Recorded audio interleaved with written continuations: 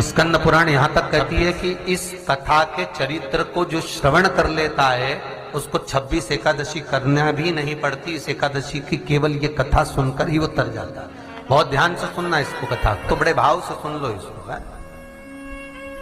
बड़े प्रेम से। इसलिए सारी एकादशियों में निर्जला एकादशी की महत्वता शास्त्र प्रमाण करता है महाराज। निर्जला एकादशी का उद्यापन जो करा जाता है, उसका उद्यापन और प्रदोष का जो उद्यापन करा जाता है, इन दोनों का क्रम लगभग एक जैसा ही। तो निर्जला पहुंचे है, और निर्जला ने जाकर भगवान नारायण से निवेदन करा। भगवान विष्णु ने पूछा, क्या बात है निर्जला, आज तुम खेलती हुई यहां पर आकर खड़ी हो गई, क्या हुआ, क्या है? क्या तुमको गौलोक धाम में आनंद की अनुभूति नहीं हो रही जो तुम बैकुंठ में आई हो? निर्जला घूमती घूमती भगवान के सम्मुख में पहुंच गई। भगवान ने पूछ रहे हैं, बार बार पूछा, निर्जला हुआ क्या तुमको?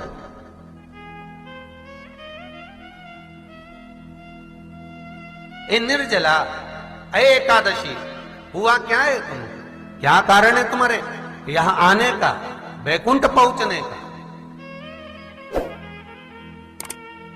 बहुत ध्यान देना महाराज। शास्त्र कहता है सोमवार, मंगलवार, बुधवार, गुरुवार, शुक्रवार, शनिवार, ये देवता वो देवता सबके व्रत कर लो, सारे व्रत कर लो, पर ये व्रत आपको परमात्मा के धाम तक लेकर नहीं जा सकते, क्योंकि इनका जो पुण्य है वो मृत्यु लोक में आप थोड़ा सा भी गलत करते हैं तो पुण्य समाप्त हो जाता है।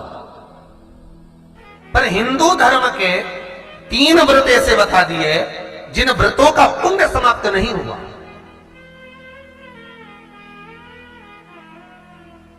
हिंदू धर्म के 3 व्रत ऐसे हो गए जिनका पुण्य समाप्त नहीं हुआ महाराज, जिनका पुण्य प्रबलता में बढ़ता गया। पहले नंबर पर एकादशी,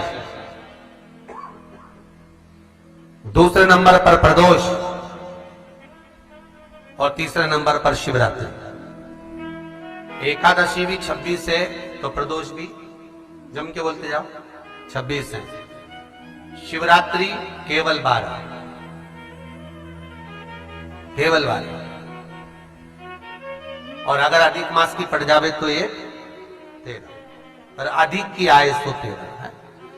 तो यहां शास्त्र कह रहा है कि 3 व्रत हमारे यहां जिनका पुण्य समाप्त नहीं हुआ, जिनका पुण्य प्रबल हुआ, बड़ा। इसलिए आज भी माता एकादशी का व्रत करती है, और एकादशी का व्रत कर कर अगर कोई जीवात्मा को देते हैं, कोई मर भी गया तो उसको एकादशी का दान देते हैं। एकादशी का उसको दान दिया है। महाराज निर्जला खड़ी है, पूछा क्यों आई हो, क्या कारण? निर्जला आई, तब लक्ष्मी मैया उठकर निर्जला के करीब में गई। निर्जला बहुत सरल थी निर्जला। कहते हैं कामा एकादशी सबसे लंबी है। कौन सी एकादशी? कामा।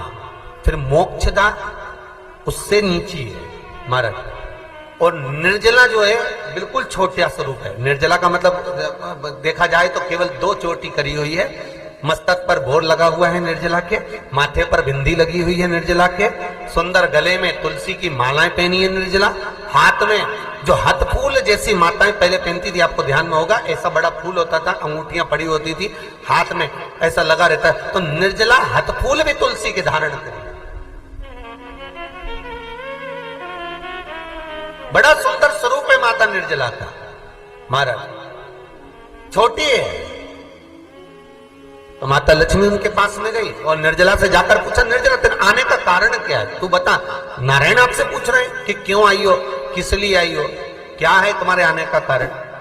निर्जला ने कहा, मेरी विनती केवल इतनी सी है मां, कि मैं ये चाहती हूं कि मैं जीव के प्राण छूटने के बाद उसके प्राणों को जिस समय मैं लेकर जीवात्मा के प्राणों को परमात्मा तक भेजूं, बैकुंठ तक भेजूं, गौलोक धाम तक भेजूं, उस बीच में मुझे ले जाते समय कई नरक भी बीच में पड़ेंगे, कई स्थान ऐसे बैतरणी आदि आदि स्थान बीच में आएंगे, तो वो स्थान में मुझे रोका ना जाए। मैं सीधे भगवान के धाम पहुंच जाऊं। ऐसी कृपा, ऐसी दया। जितनी भी माताएं एकादशी का व्रत करती, बहुत ध्यान से सुनना आज की कथा को। शायद जिंदगी में मिली ना मिली, पर ये कथा का रिश्ता तो बहुत ध्यान से सुनना। स्कंद पुराण यहां तक कहती है कि इस कथा के चरित्र को जो श्रवण कर लेता है उसको 26 एकादशी करना भी नहीं पड़ती। इस एकादशी की केवल ये कथा सुनकर ही वो तर जाता है। बहुत ध्यान से सुनना इसको, कथा को। सबसे पहला नियम एकादशी व्रत का, सबसे पहला नियम है कि आप जिस दिन व्रत करो उसके एक दिन पहले भक्ति का संचार इस हृदय में करो। भक्ति का संचार इस हृदय में कर लीजिए। जिस दिन आप व्रत करो, जैसे एकादशी का व्रत कर रहे हो तो दशमी के दिन शाम का समय जब आवे, रात्रि जब होने लगे, शाम का समय आवे और रात्रि का आप जब भोजन ग्रहण करो तो उस भोजन में कोई ऐसा पदार्थ ग्रहण मत करिए जिस पदार्थ के कारण आपकी एकादशी बिगड़ जाए। कोई बेकार भोजन में ग्रहण नहीं करना, श्रेष्ठ भोजन ग्रहण करिए दशमी। और एकादशी का दूसरा नियम बहुत ध्यान से सुनिएगा। जिस दिन आपकी एकादशी का व्रत हो उस दिन प्रयास करिएगा कि अपने हाथ से किसी भी वृक्ष की कोई पत्ती टूटे ना। अपने हाथ से किसी भी वृक्ष की, पौधे की, किसी भी वृक्ष की पत्ती अपने हाथ से ना टूटे। बहुत ध्यान दीजिएगा महाराज। एकादशी का ये दूसरा नियम है कि अपने हाथ से किसी पौधे की, किसी वृक्ष की, किसी डाली की कोई पत्ती टूटे ना, कोई पत्ती ना टूटे, इसका प्रयास करिए।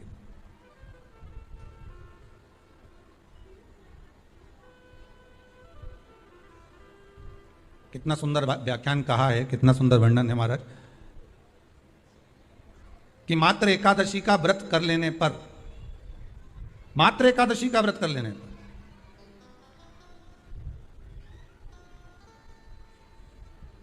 जो पूर्व में किया गया हमारा पाप कर्म है, हमने किसी जीव की हत्या करी है, हमने किसी को कष्ट प्रदान करा है, हमने किसी को अपशब्द कहा है, हमने किसी को ताने दिए, हमने किसी को आड़ा टेढ़ा कहा है, हमने किसी को गालियां दे दी है, मात्र एकादशी का व्रत ही कर लेने पर ये सारे जो दोष हैं वो समाप्त हो जाते हैं। सारे दोष हमारे समाप्ति पर आ जाते हैं।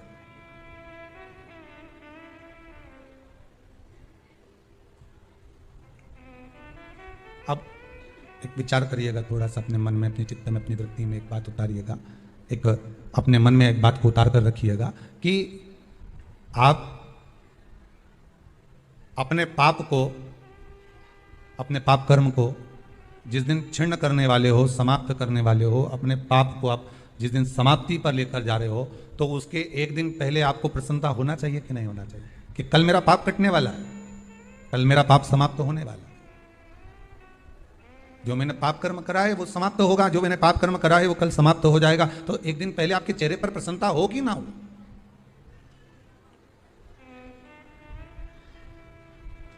और चेहरे पर वो प्रसन्नता आपके आना चाहिए कि कल मेरा एकादशी का व्रत है, आज दशमी है, कल एकादशी का व्रत है, तो कल मेरी जब एकादशी का व्रत रहेगा तो मेरा ना जाने कितना कितना पाप, कितना असत्य, कितना झूठ, कितना प्रपंच वो समाप्त हो जाएगा। इसमें मुझे प्रसन्नता हो, इसमें मुझे आनंद आता हो।